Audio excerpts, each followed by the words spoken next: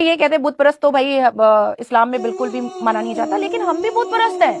شاید مسلمانوں نے اسلام کو اور القرآن کو بہت اچھے سے نہیں پڑھا، اور الف لام میم کے ورسز 34، 35 اور 36 کو ہم پڑھتے ہیں تو اس میں صاف لکھا ہوا ہے کہ اللہ تبارک تعالیٰ نے آدم علیہ السلام کو مٹی کا بنایا، مٹی کا بنانے کے بعد اس میں روح پھونکی، سارے فرشتے کو جنت میں کہا کہ ان کے سامنے سجدہ کرو، اور آپ اپنا ماتھا ٹیک کر کے آشیرواد لے رہے ہیں۔ تو ہم بھی تو آدم کے سامنے جھکے ہیں، وہ بھی تو مٹی کے تھے۔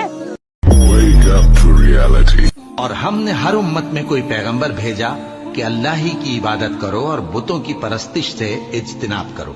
تو ان میں بعض ایسے ہیں جن کو اللہ نے ہدایت دی اور بعض ایسے ہیں جن پر گمراہی ثابت ہوئی۔ سو زمین میں چل پھر کر دیکھ لو کہ جھٹلانے والوں کا انجام کیسا ہوا۔ اے پیغمبر صلی اللہ علیہ وآلہ وسلم، کہہ دو کہ اے کافرو، جن بتوں کو تم پوجتے ہو ان کو میں نہیں پوجتا، اور جس معبود کی میں عبادت کرتا ہوں اس کی تم عبادت نہیں کرتے، اور میں پھر کہتا ہوں کہ جن کے تم پرستش کرتے ہو ان کی میں پرستش کرنے والا نہیں ہوں، اور نہ تم اس کی بندگی کرنے والے معلوم ہوتے ہو جس کی میں بندگی کرتا ہوں۔ تمہارے لیے تمہارا رستہ، میرے لیے میرا رستہ۔ کہہ دو کہ مجھے میرے پروردگار نے سیدھا رستہ دکھا دیا ہے، یعنی دین صحیح، طریقہ ابراہیم کا، جو ایک اللہ ہی کے ہو رہے تھے اور مشرکوں میں سے نہ تھے۔